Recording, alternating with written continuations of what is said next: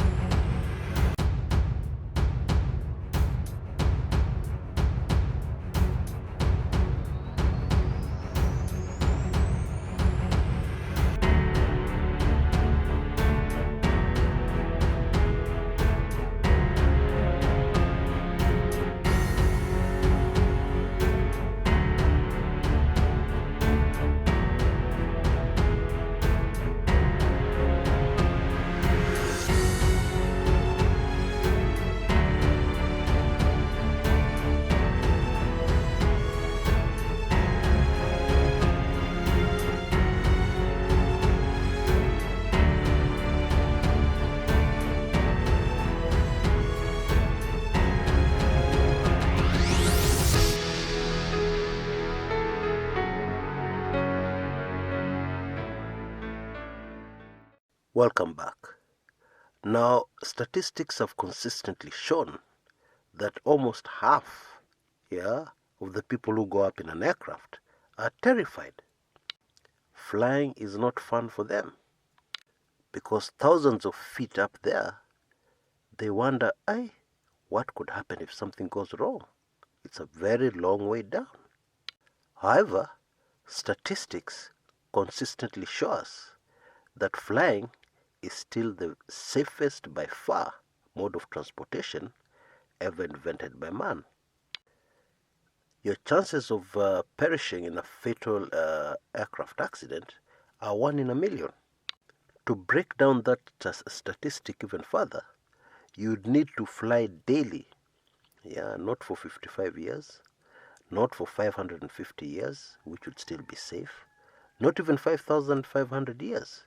You'd actually need to fly daily, for 55,000 years, before you'd get involved in a fatal aircraft accident. That's what statistics tell us. And statistics, when not manipulated, never lie. And although it is natural, after a disaster like this one, for people to be very, very wary and even more terrified of flying, the statistics tell us, that flying is safe. Very, very safe. Actually, it is much more likely for you to die from being hit by a coconut on the head than it is from an aircraft accident. That is the truth. I find it very necessary to remind us of this, because as we look deeper into what may have happened in this disaster that happened in Kenya last Tuesday, the tendency is that many may feel that flying is not safe. Yeah, therefore I want to dispel that from your mind before I even get started. And I hope I've been successful in doing that. Now let's start with the equipment. Okay, the aircraft involved in the accident was a Cessna 208 Caravan. Okay, this is the kind of aircraft that carries 9 passengers and a single pilot. However, in our case, there were 2 pilots. Yeah, a captain and a first officer. Yeah, Captain Barbara Wangeci Kamau and Jean Muredi, the first officer, which should not alarm anybody. Yeah, because the more expert hands on deck, the better. Yeah, you have 2 brains, and supposedly, theoretically, in case anything goes wrong, yeah, they can consult, exchange notes, yeah, to get out of that crisis. Now, Cessnas are very popular aircraft. More so this particular model, which first took to the skies in 1982. Now, this aircraft is a single engine. Yeah, that's right, 1 engine only. The idea, of course, was to cut down on weight, yeah, which impacts fuel consumption, yeah, and makes it much more economical. Indeed, this is one of the reasons why this aircraft is so popular, yeah, because fuel is critical in the aviation industry. Why? Because the vast majority of people who buy aircrafts, yeah, buy them for business, yeah. So you keep your costs down and make profit. That's the whole idea. Now I can hear some armchair analysts out there saying, "Aye, Chris, 1 engine. Hey, it's better 2 engines so that in case one fails, you at least have a backup." More so in sharp contrast to jets which have as many as 4 engines. And in case anything goes wrong, it's possible to land very safely, very comfortably with just 1 engine. However, I disagree, yeah, because an accident is an accident, yeah, and when things go wrong, they tend to go very wrong. And even if you have 10 engines, when things go wrong, they just go wrong. A case in point is the incident in New York in 2009 when birds crippled engines of a jet shortly after takeoff. Now that incident made a hero out of a man called Captain Chesley Sully Sullenberger, because that man, yeah, managed to land that passenger jet safely with no engine working. Under intense pressure, yeah, he made a split-second decision and decided to go for a very unconventional landing on the Hudson River. Experts later determined that decision saved lives, completely changed the situation. Yeah, because the other alternative was to try and make it back to the airport. And of course, the biggest concern when an aircraft has just taken off, yeah, and gets into trouble is fuel. Yeah, because if you have no engines and you're landing on a hard surface, you know, and you have the plane is loaded with fuel, and remember, this is a very heavy beast. Yeah, this is a passenger jet. But Sullenberger just glided this heavy beast onto the Hudson River and had a near perfect landing. Anyway, my point is that a bigger number of engines will not help you when things go wrong. Yeah, may not help you. Maybe that's the correct way of putting it. Yeah, many engines may not help you when things go wrong. So let's start searching for a few clues over this Kenyan accident, and let us start with the very, very fascinating story of a farmer called Peter Wehomba, yeah, who in fact was just boarding the aircraft and aborted boarding it on the staircase. He just decided no. And his reasons for that decision that saved his life, yeah, are very instructive. Now, Wehomba says he has flown on that route several times, yeah, very many times, and is aware that weather is a major factor. Yeah, it makes a flight very uncomfortable, especially the small aircrafts used on that route. Now, not my choice of words, not unsafe. It just makes the flight uncomfortable, because aircrafts fly through all kind of weather very, very safely all the time. But of course, weather is a factor, and pilots always take very careful note of the weather, because it impacts on how they're going to fly. on the decisions they make on board. Now, Wangeci says that he also talked to some ladies who had been on the flight, into Kitale. He says they appeared very shaken, and on interviewing them, they confirmed his worst fears. They said the flight into Kitale had been very, very uncomfortable. They were very shaken because the weather was bad.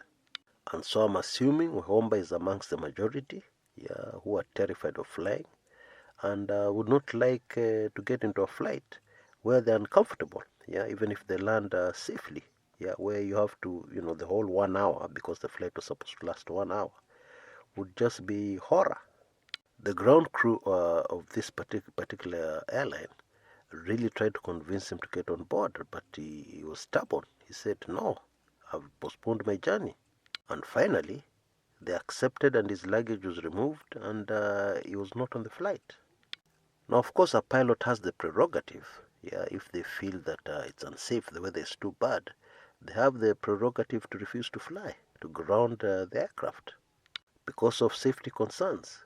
But obviously, Captain Wangeci was very experienced, She had flown on that route several times and in other parts of Kenya, and bad weather was not really an issue for her. However, something happened that dramatically changed the variables, because we've already noted the weather was bad. It was already a very shaky and terrifying experience for the passengers flying into Kitale that day, and it was predictable that flying back would be the same experience. However, using the same route should have been no problem at all. But the same route was not used because a decision was made by air traffic controllers to reroute the aircraft to the Jomo Kenyatta International Airport instead of the Wilson Airport, where it was supposed to have landed. Now, it is not yet understood, or it is not yet explained, why this last-minute decision was made. Even over the protests by the pilots that they were not familiar with the route they would now have to take, because now they'd have to go through the Aberdares, fly over the Aberdares into Ruiru, Tawala area, and then into runway 24 at the JKIA. Indeed, communication was lost to the aircraft. Immediately it changed course and flew towards the Aberdares. Now, initial evidence from the crash site suggests that one of the wings of the aircraft hit the peak of Aberdare, one of the peaks, Elephant Point. That was the initial impact. And then, very unfortunately, after this initial impact, part of the plane tumbled 500 feet, that's half of 1,000 feet, down the mountain, which obviously made the likelihood of any survivors very, very slim, if non-existent. Evidence at the crash site also suggests that the aircraft was trying to gain altitude when the wing hit the side of the mountain. Now, it is also important to note that although this accident occurred during the day, at around 4 p.m. in the afternoon, visibility over the Aberdares at that time, considering the weather, was zero. So flying over that area was for the pilot equivalent to flying at night. Now, aircrafts fly at night all the time. The instruments on board, that will enable any pilot to fly very safely blind at night with zero visibility. However, when you add the fact that both pilots were unfamiliar with this particular route, it dramatically changes the variables. It very dramatically changes the circumstances. And this is why it's safe to assume that the accident investigators are going to focus on this particular area. Now, the black box has already been found, which should be able to give investigators a lot of information, including communication and the behavior of the aircraft in its last moments, which should be able to tell us conclusively exactly what happened, assuming that nobody will try to cover up anything. Now, one of the key mandates of accident investigators is to make recommendations. And one of the areas where recommendations must be made is on the issue of response time, because it took several days for the aircraft to be found, and for any rescue team to reach the particular point where the victims were. One key recommendation should probably be to avoid the Aberdares completely when there's bad weather for pilots who are not familiar with that particular area. Let the investigations be very, very speedy, so that the recommendations can be made as soon as possible, so that we keep our record for safe flying within the borders of Kenya. Aircraft accidents in our country are very, very rare. And this is one of the reasons why this small aircraft accident has attracted so much interest from Kenyans and so much concern. Authorities should do everything in their power to make sure we retain this good record of safe flying within Kenya. Apart from saving very, very precious human life, it is very important for our tourism. Until next time, this is Kshs, Kumekucha.